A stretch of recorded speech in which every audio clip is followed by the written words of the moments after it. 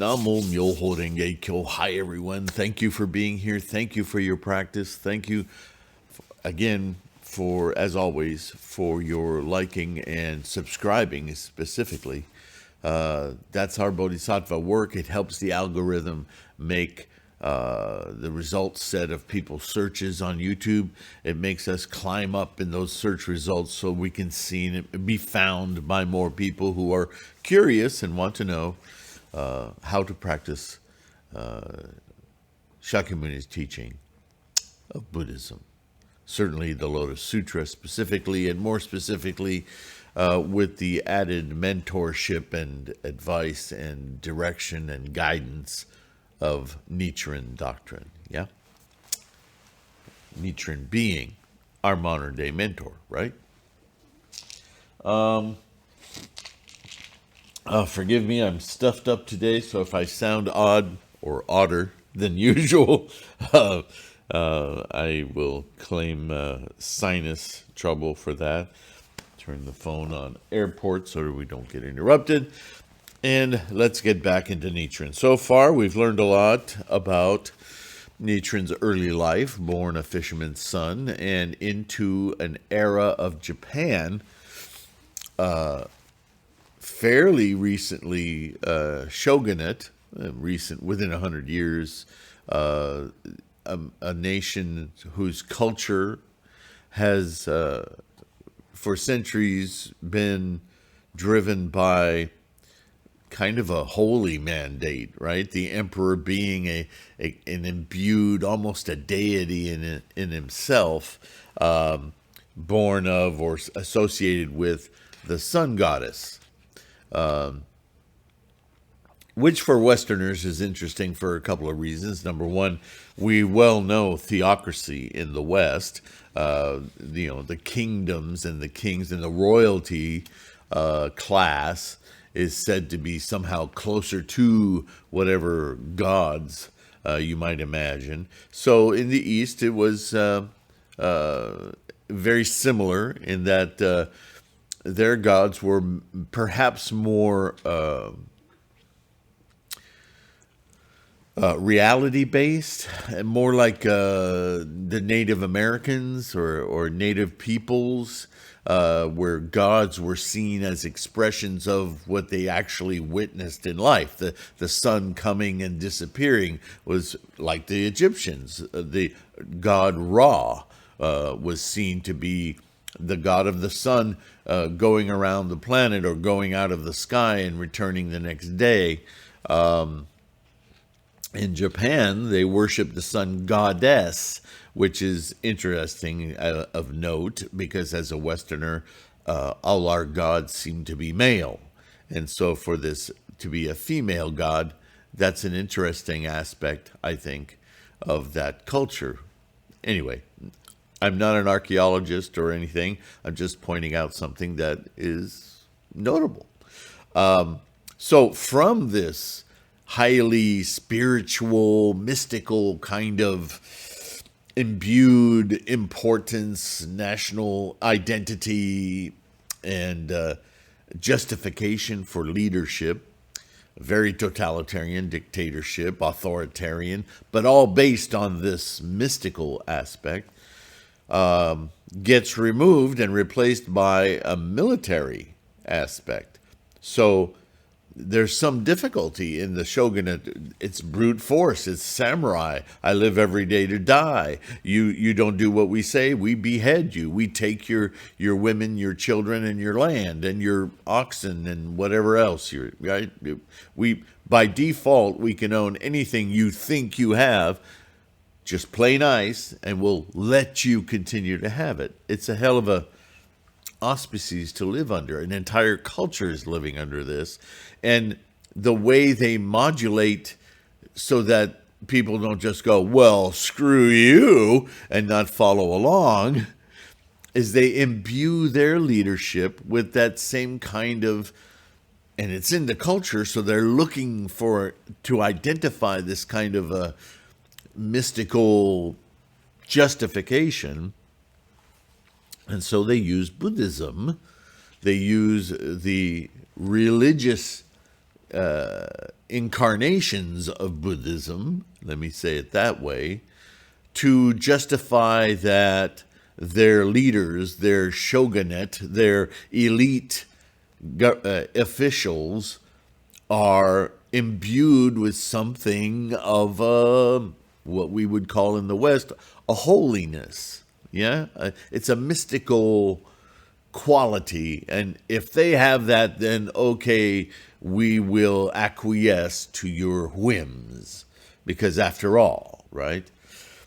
So Nichiren gets born into the middle of this, not only as a witness, but a witness to the cultural unrest about it, because now there's competing schools of what is mystical and what isn't. And so there's a lot of discord. And Japan at this time is feudal, feudal in terms of certain landowners who are very wealthy because they own a lot of land, and therefore a lot of people, by default, living on that land are theirs. They have to amass their own military, their own samurai clans in order to keep their borders protected. So at this point, you can say it's Japan, but you could say that there's all these states within Japan run by these clans, right? Some of whose descendants are still existing today. So you have to understand, when we talk about Toyota or Yokohama or these different huge corporations in Japan, we're really talking to a descendant clan with all that history. See, we don't think about that in the West. But yeah, it's absolutely that way. Anyway, enough to say that Nichiren is born into this identity crisis, I would say, in Japan, of all these maneuvering politics and this very authoritarian government. And Nichiren, he studies Buddhism, is looking for this core truth that these current schools don't represent. So that upsets him, being the scholar that he is. And he feels quite, what's the word? I mean, we could say empowered, but he's ennobled, if I can make up a word, by this amazing truth he finds in the teachings of Shakyamuni that is proposed to be the justification and purpose of the shogunate in his country as a crock of crap. And he's like, you guys, if you're going to use it correctly. And by the way, if you do, all of these problems that Japan has, my people have, wouldn't exist. You just need to get it right. So this is Nichiren's position as a teenager. This is how he begins his life of propagation and continues his scholarship, yeah? So ballsy move in a very threatening society, yeah? So let's continue. The sacred title, we just finished talking in the last video about how this is what Nichiren lands upon, is that in the teaching of the Lotus Sutra, Shakyamuni makes it abundantly clear. Any of you who've read the Lotus Sutra know that there's this constant refrain throughout the chapters of the Lotus Sutra. This is it, even in the innumerable meanings sutra that open the Lotus Sutra. This is the, forget everything. This is what you do. This is how you attain enlightenment. This is how I did it. This is how everyone can do it. Myoho Renge Kyo. That's what this is. So Nichiren seizes upon that, right? And now this author is going to talk about his idea or his impressions on Nichiren's discovery and insistence on this. So he continues. The sacred title meant the exclusive adoration of the truths revealed in the book, Lotus, practiced in the repetition of the formula Namu Myoho Renge Kyo. Over 100-year-old text. There it is. Namu Myoho Renge, not Nam Myoho Renge Kyo. That's not it. It's Namu Myoho Renge Kyo. 7 characters, as Nichiren would say, not 6. I throw that in because if you've known me for any period of time or watched any of these videos, I make a big issue of that. I'm not the only one. Okay? That is adoration be to the scripture of the Lotus of the Perfect Truth, exclamation point, he adds, end quote. So he's using the word adoration. As you know, I've taken that apart a little further. Adoration, kind of a Western term thrown in here. For whatever reason, this scholarship at Harvard is giving us. But as I've said, Namu are an invocation of complete presence and responsibility, if you will. I am fully present and here, Mu being and dedicated to, completely focused on doing the following. So Namu, both working together to express a presence and a focus and of something, which is Myoho Renge Kyo. Namu Myoho Renge Kyo. So you can call that adoration if you want. I would prefer a word like resolve. I identified separately from am enacting, invoking, completely resolved to. I think taking it apart indicates what we do when we invoke the Daimoku. So, this formula is, according to Nichiren, neither merely the title of the book, nor a mere symbol, but an adequate embodiment of the whole truth revealed in that unique book. When the formula is uttered with a full resolve, you remember Nichiren is very big on that. You don't just say these words or incantation. You have to have conviction. You have to know you're invoking your Buddhahood, your mind of Buddha. Yeah? Know that. And with full resolve in the truths therein revealed, and with a sincere resolve or conviction in Buddha as the Lord of the world, that mind being the aha moment, if you will, of all phenomena in the universe. Nichiren's thought on this point will be more fully expounded further on, but here let us see just what is meant by the Lotus of Truth. He wrote later in 1275, explaining his position as follows. So here's yet another translation, right, of one of the Gosho, one of Nichiren's writings. So let's see how he translates it. All the letters of the scripture, the teaching text, are indeed the living embodiments of the august Buddhas. Notice it's plural. That's a reference to our sentient minds and our Buddha nature. Once awakened, this is the embodiment of that august mindset. Follow? Who manifested themselves in the state of supreme enlightenment. It is our physical eyes that see in the book merely letters. To talk in analogy, the pretas, or hungry ghosts, that world of hunger, see fire even in the water of the Ganga, while mankind sees water, and the celestial beings see ambrosia, the formation of the water, ambrosia. This is simply due to the difference of their respective karmas though the water is one and the same. So he's using the word karma here, but you notice this aspect of karma is our experience, our perception, which is our window through our physical eyes of our experience of life.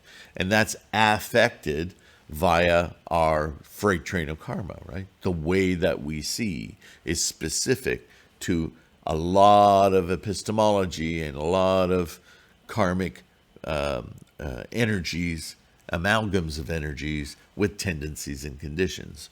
All of that in one word, yeah? The blind do not perceive anything in the letters of the scripture. The physical eyes of man see the letters. Those who are content with self-annihilation see therein emptiness. Whereas the bodhisattva, or saint, realizes therein inexhaustible truths, and the enlightened Buddhas perceive in each of the letters a golden body of the Lord Shakyamuni. This is told in the teaching text, in the teaching that those who recite the scripture are in possession of the Buddha's body. Nevertheless, prejudiced men thus degrade the sublime truth. So, and that's the end of the quote that this translation takes of that particular Gosho. So it's obvious from the wording in here, these are subjects we've discussed many times. When he talks about this, the possession of the Buddha's body, he's talking about the three bodies we've discussed many times, right?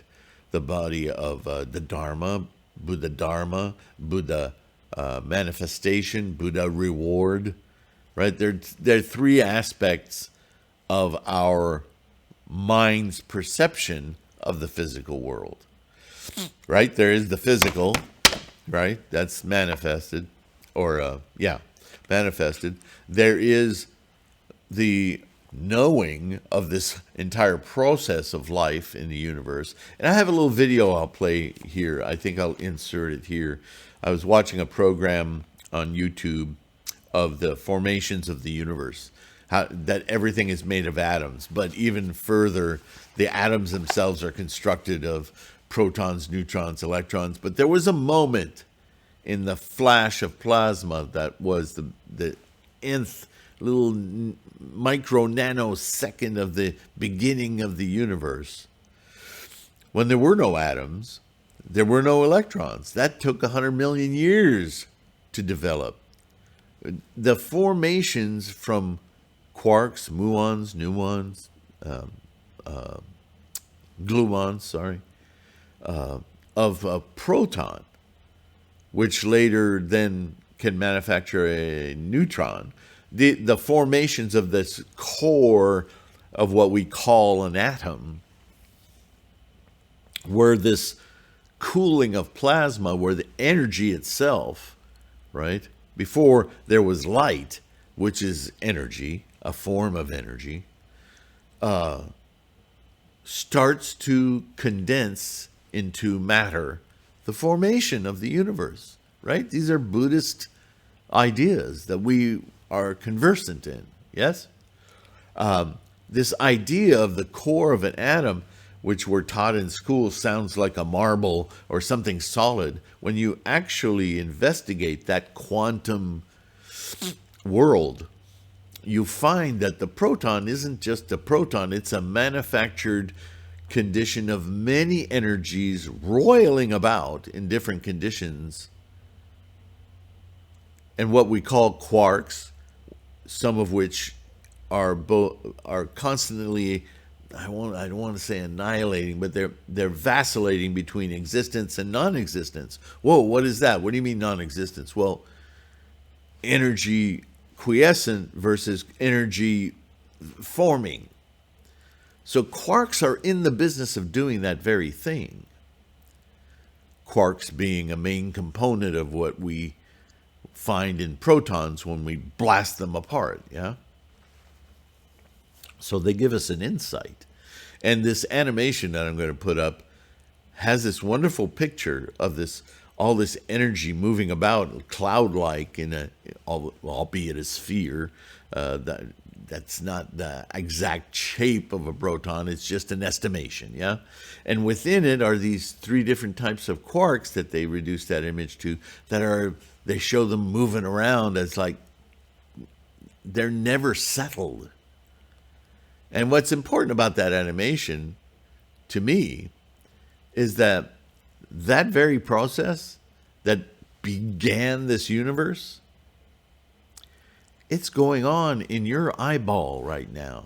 It's going on in our organs, in our flesh, in the water we drink, in the air that we breathe. It's still happening. And we are all of that construction. It's mind-bending. Can you conceive of everything you experience around you, including self, as currently, moment to moment, being built of these things? Because that's the fact.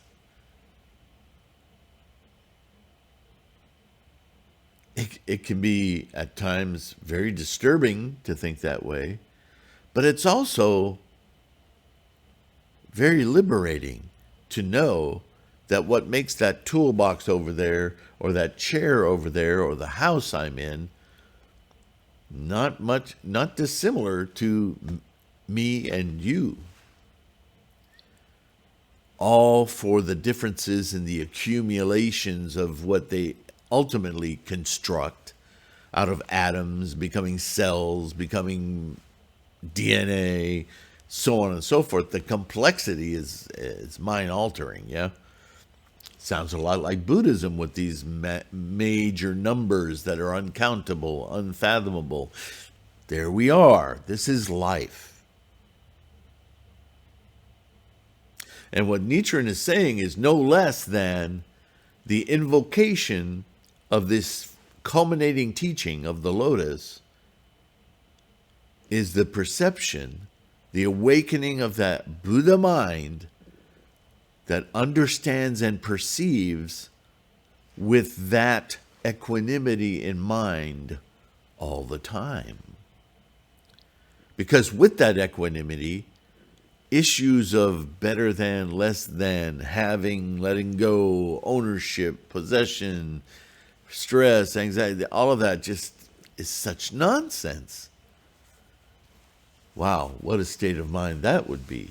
And that is our goal with our practice of Buddhism, to understand that all of the vicissitudes we see ourselves politically engaged in, ownership and whatnot, relationships, all of it, ultimately is amazing fascination of moment to moment happening. That it is happening is amazing in itself.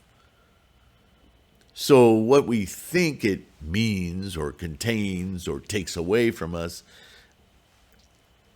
it's such a minor matter.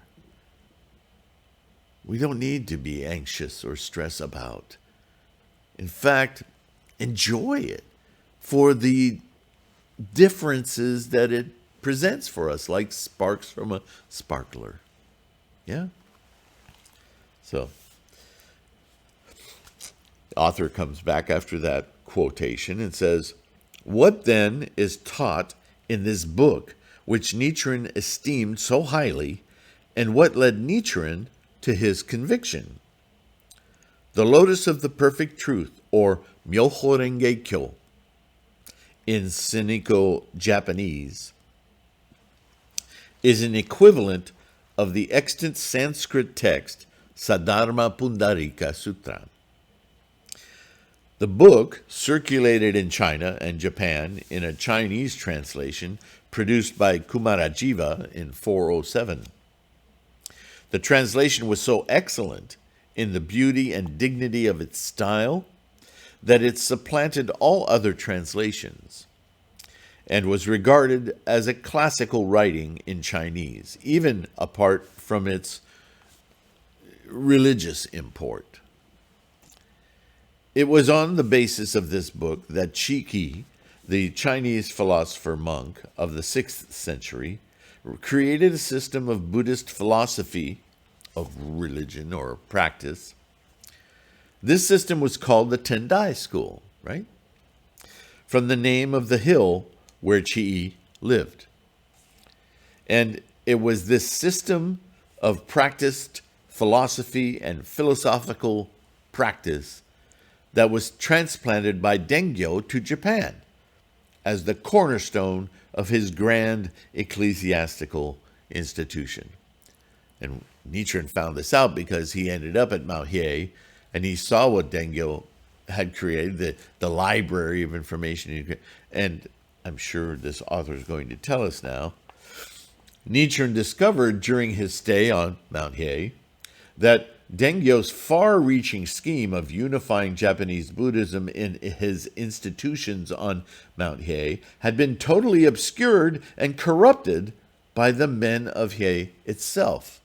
Hundreds of years later, here's Nichiren, and it's like, dude, we had to answer. What are you people doing? Obviously, it's political. So Nichiren, this thought induced Nichiren to make a zealous attempt at restoring Dengyo's genuine Buddhism, and therefore the orthodox Tendai system. This could be done only by concentrating thought and devotion upon the sole key of Buddhist truths, as promulgated by the two great masters, that is, upon the Lotus of Truth, especially in Kumarajiva's version. So there are other versions of the Lotus Sutra, so don't be confused. When the Tibetans talk about the Lotus Sutra, they're not talking about Kumarajiva's version. They're talking about their version, right? And so they might have included other chapters or different interpretations of the ancient languages that suit their mysticism, right? There's a lot of that in Buddhism, and you got to have confidence that you can hack through it. I've developed the confidence over 40 years of researching this, because the more you study, the more the kernel of truth jumps out at you. And with that kernel of truth and a clear understanding, you can tell. Just, when we read the Gosho, it wasn't... It was after many, many videos or talks on the Gosho that I started to point out how some of the Goshos, that doesn't sound like Nichiren's voice, does it? Sounds like maybe a disciple or something with a slightly different agenda was putting words in Nichiren's mouth long after his passing, and this is being held as a Gosho, but doesn't quite fit. That's okay. You may do the same thing. We each have our own particular radar for truth, don't we? Most of us agree, but sometimes there's some distinct differences that we might rub against each other on. Even then, the ground between our slightly different understanding points at the truth, right? Everything else is rhetoric. So it becomes, for Nichiren, a quite obvious truth. And it's not in these other translations, or it goes awry in the Zen and the Nembutsu and these other schools. They just like, dude, you're not reading the same book as I am. Or outright, like Shingon, introducing totally new things like they're ancient reality, like they're the words of Shakyamuni, hundreds and hundreds, thousands of years later. Shut up, right? So, the book, Lotus, was acknowledged by nearly all Buddhists to be sermons delivered by Buddha in the last stage of his ministry, and as such, called forth the highest tributes from most Buddhists of all ages. It is quite agreed upon, culturally and scholarly, throughout Japan, China, Korea, India, so on and so forth, right? That this is the culminating teaching. This is what Shakyamuni was endeavoring all along to get people to do. It was the mission he set out on before he became enlightened. Siddhartha Gautama set out to find a way to liberate people from their stresses and anxieties and sickness and old age and all the stresses of life, because life is so amazing that we should be driven by that amazement, not by obstacles of various construction. Yeah. Critical study of Buddhist literature will doubtless throw more light on the formation and date of the compilation. As I've explained before, the Lotus is a compilation of sermons in one basket, if you will. But even apart from minute analysis, we can safely characterize the book as occupying the place taken in Christian literature by Johannine writings, including the Gospel, the Apocalypse, and the Epistles. Interesting that he felt the need to equate Shakyamuni's teachings with the leading scriptures of the West, specifically Christianity, which, if I were a Muslim reading this, I would kind of take umbrage to that. Well, what about Islam, you hypocrite, right? But that points to the cultural influences that I constantly point out in these translations, right? But the point is made. He's trying to equate to a Western reader the import of the Lotus Sutra. It is like the teaching of Shakyamuni Buddha. It is the teaching to lead all people to enlightenment. That's the position it holds in the world, really, but certainly within the Asian mind. Yeah? As comparative to the West, but I wouldn't compare them because the books Westerners have grown up with are fanciful, magical. They're parlor tricks, really. They're books of governance, how to control people by instilling fear and disunity in them, which we see all over the world in Western countries, certainly, yeah? Yeah, some of you might take exception to me saying that, but I mean it. The Lotus Sutra is so high and above that infantile play. From the first words out of Shakyamuni's mouth, it's obvious. This is what he's tearing us under, is all this magical, mystical thinking. No. Life is here and now. Live this life fully. Stop investing in something that happens after you're no longer here. What kind of silliness is that? Do you still believe in Santa Claus? Right? He won't even talk about it. There are no gods and deities in Buddhism. They're in the literature because he's talking to a bunch of Hindus who live in mysticism and magical thinking. So he has to address them with what they know and what they conceive, but he constantly pulls them back to reality, right? And in the Lotus Sutra, he's done with all of that, and he's saying, look, once you get your mind right, this is how you do it, period. And he uses more stories and examples, but they're much more grounded in reality. All right. So, reference to Western Christianity notwithstanding, the chief aim of the Lotus, both according to the old commentators and to modern criticism, consists in revealing the true and eternal entity of Buddhahood in the person of the Lord Shakya, who appeared among mankind for their emancipation, their liberation.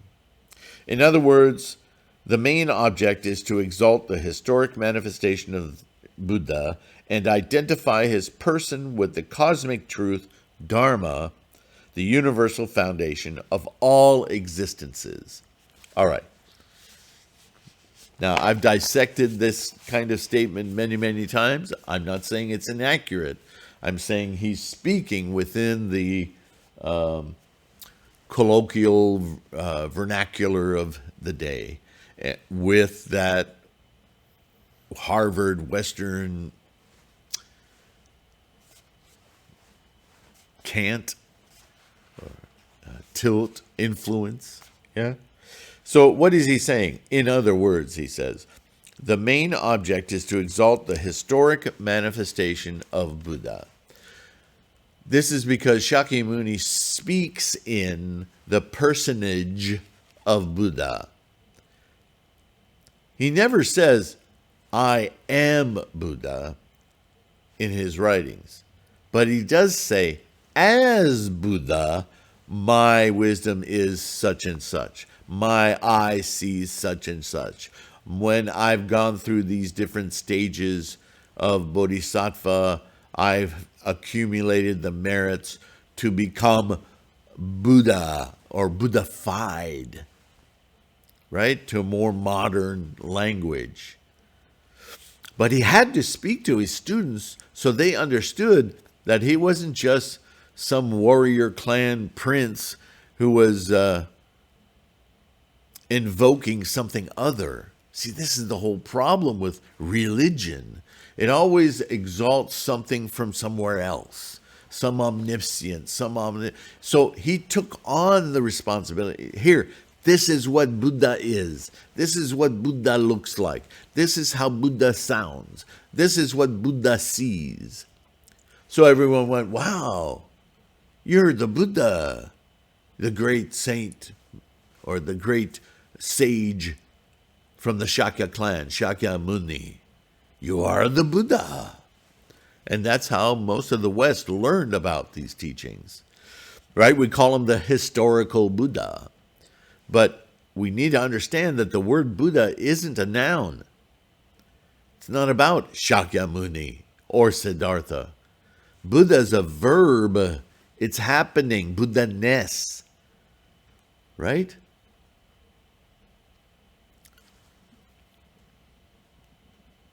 Those of you who studied Kabbalah, talk about an offshoot from Buddhism here, not offshoot from Buddhism, me talking about Buddhism and now referencing a religion.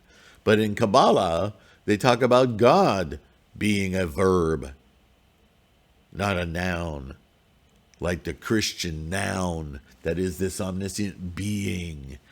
The being is you and I. And Kabbalah does a certain work on making a realization within the sphere of Hebrew religions that the God is the people's behavior, not some other thing. So I give Kabbalah quite a bit of credit for that. It gets into some really esoteric weirdness, but that one point, if you look at Buddhism, is never strayed from. Unless you go to some weird offshoot of some other sect.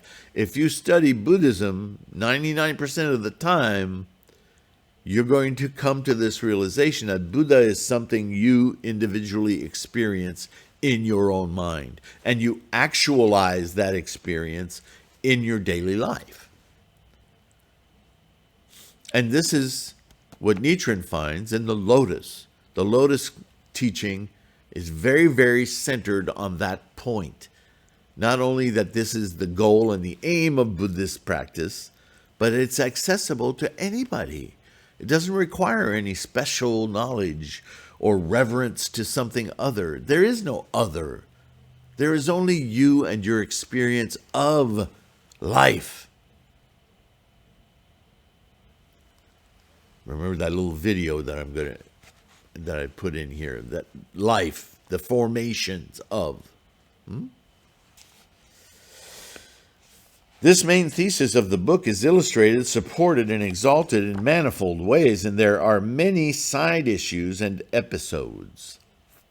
Similes and parables, visions and prophecies, warnings and assurances, doctrinal analysis, and moral injunctions. All these ramify from the central strand or are woven into it. So in much fewer words, he just said the same thing I did. The whole composition is a symphony in which the chief motive is the identifying of Buddha and Dharma. But the melodies, the instruments, the movements, and even the key notes vary from part to part. And naturally, the inspirations imparted by the book varied from time to time in accordance with the temperaments, the needs, the aims of different ages and persons.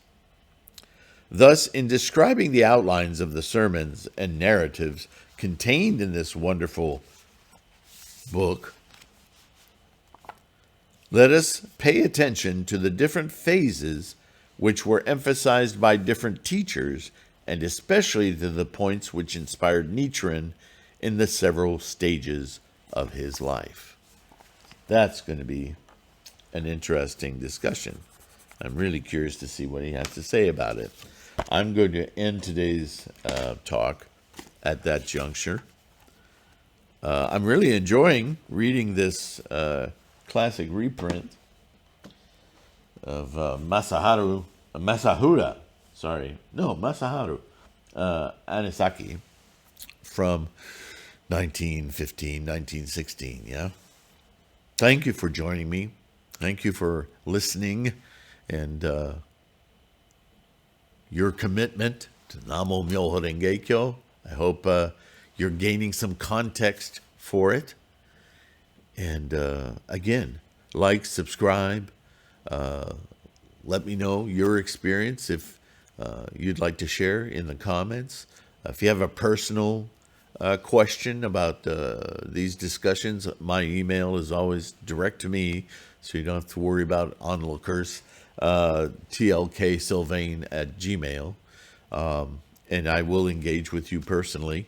And if something important comes of that discussion that I think is valuable for the Sangha, I'll probably make a video about it. So that's really great. It's not necessary, but my goal in all of this, the warehouse, the bookstore, the threefoldlotus.com website, where there's a lot of free information, and all of these videos and podcasts are all for the purpose of enriching your practice, helping you find your own insights in the teachings of Shakyamuni Buddha and Nichiren's doctrine to strengthen your practice. There is no other reason. That is our Bodhisattva work, so thank you for your participation in that. And I will see you in the next one. I'll be here. I'll see you then. Take care of your health. Be kind to yourself. Bye for now.